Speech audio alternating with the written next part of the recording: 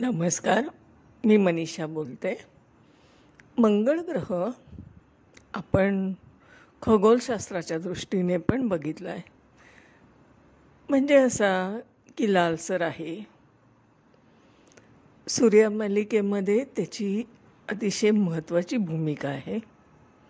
आणि ज्योतिषशास्त्रामध्ये म्हणाल तर मंगळ हा भूमीचा कारक आहे. आपण जे पृथ्वीवर जन्म घेतला आहे ना, ती पृथ्वी, मंगळ, कारण ती भूमी आहे ना, तिथे आपण जन्म घेतला आहे. आता मंगळाच्या 2 राशी, एक आहे मेष, एक आहे वृश्चिक. कालपुरुषाच्या कुंडलीमध्ये मेष रास ही प्रथम स्थानात येते आणि कालपुरुषाच्याच कुंडलीमध्ये मंगळाची 2री रास अष्टमात येते. आता मला हे असं आहे वेगळं विचार की मंगळाच्या ह्या 2 राशी का? बघा, रवी आणि चंद्र यांना मात्र एकच राशी दिल्यात, पण मंगळाला 2 आहेत की नाही. मंगळाच्या त्या 2 राशी काय दर्शवत आहेत आपल्याला त्याचा जरा विचार करायला पाहिजे. आता मेष रास आणि वृश्चिक रास. वृश्चिक ही अष्टमात आहे, मेष रास ही प्रथमात आहे. व्यक्त आणि अव्यक्तचा जर आपण विचार केला तर मेष रास ही व्यक्त राशीत येते, व्यक्त विभागात येते. 12 घरांपैकी 12 भावांपैकी मेष राशी प्रथम स्थानात येते कालपुरुषाच्या कुंडलीत, म्हणजे ती व्यक्तमध्ये येते. म्हणजे मेष राशीमध्ये व्यक्त होण्याचा गुण आहे, आउटस्पोकन आहे ती. आणि होतं काय की जी रास वृश्चिक आहे ती अव्यक्तमध्ये येते, अव्यक्त जीवनात, अव्यक्त कुंडलीच्या भागामध्ये येते.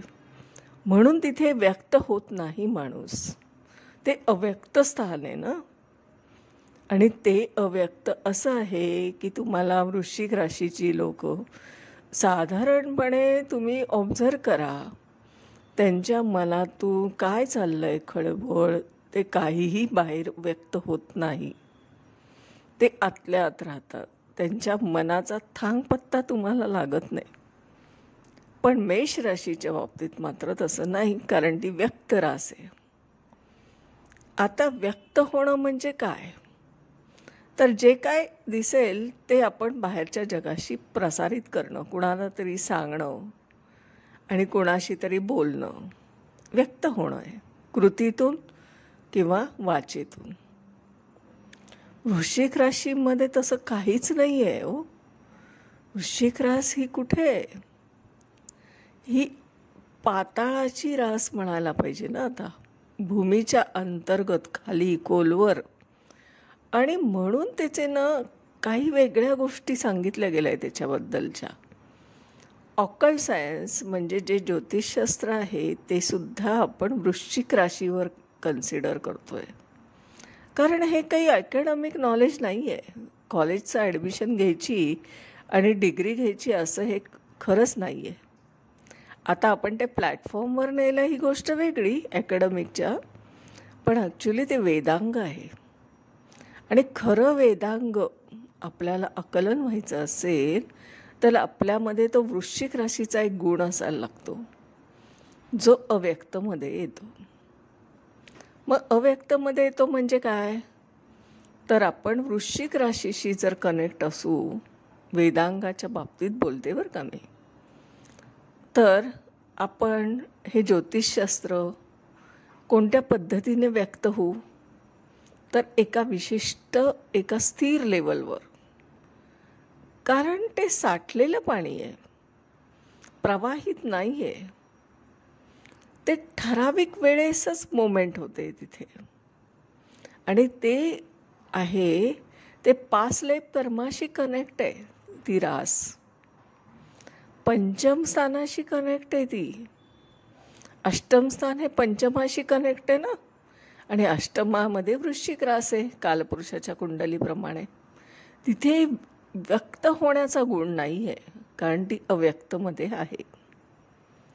आता वृश्चिक राशीच्या लोकांमध्ये तुम्हाला हे आढळतंय ना की ती जाम तुम्ही जंग पछाडा, पण ठराविक लेवलपर्यंतच त्यांच्या मनाचा थांगपत्ता तुम्हाला लागू शकतो. त्यांच्या मनात काय चाललंय हे कोणीही जज करू शकत नाही लवकर. अगदी त्यांची सख्खी जन्मदाती आईसुद्धा नाही, तिलासुद्धा त्या बाळाचा थांगपत्ता लागत नाही. कारण हे गूढत्व आहे. ऑकल्ट काय आहे? गूढत्व आहे ना. ज्योतिषशास्त्र काय आहे? गूढ आहे ना. ते अकॅडमिक आहे का? सर्टिफिकेट आहे का त्याला? प्लॅटफॉर्मवर आहे का ते? सेलिब्रिटी आहे का ती? काहीच नाही आहे. ते एक मौखिक नॉलेज आहे. ते प्लॅटफॉर्मवर नेण्याचं किंवा अकॅडमिक नेण्याचं नॉलेज नाहीच आहे. ते वेदांग आहे, त्याला रिस्पेक्ट आहे. आणि म्हणून काय होतं की वृश्चिक राशीचा जर प्रभाव असेल ना तर ती व्यक्ती ज्योतिषशास्त्रामध्ये बऱ्याच डेप्थमध्ये जाते. आणि मेष राशीचा असेल तर मात्र थोडंसं नॉलेज घ्यायचं आणि भरपूर बडबड करायची. कारण आउटर आहे ते आउटर वर्ल्ड आहे, कारण अव्यक्तमध्ये आहे ते. म्हणून मेष राशीचा प्रभाव तुम्हाला व्यक्तमध्ये दिसतोय. पटकन चटकन राग येणं ही सुद्धा एक क्रिया आहे की नाही. हे रिॲक्ट होणं हे मेष राशीमध्ये आपण म्हणतो ना. मग ती रिॲक्ट का होते? कारण हे वरवरचं नॉलेज आहे. तिचं कनेक्शन जेव्हा अष्टम स्थानाशी येतं ना वृश्चिक राशीशी, त्या मंगळाचं, तेव्हाच खऱ्या अर्थाने आपल्याला त्याच्यामध्ये वेगळं काहीतरी आढळतं. अशा पद्धतीने जर आपण एक घर आणि एक ऑफिस असा विचार केला पाहिजे. मेष रास हे काय आहे? मंगळाचं घर आहे. नाही, मूल त्रिकोण रास आहे, म्हणजे ऑफिस आहे. ऑफिसमध्ये आपण आउटर वर्ल्डशी कनेक्ट असतो. आणि दुसरं वृश्चिक रास हे घर आहे. घरात आपण आउटर वर्ल्डशी डिस्कनेक्ट असतो आणि म्हणून तिथे आपण रिलॅक्स असतो आणि म्हणून तिथे गूढत्व आहे. अशा पद्धतीने एका ग्रहाचं 2 राशी का आहेत याचा विचार आहे. आजच्या दिवसात मी इथेच थांबते. धन्यवाद.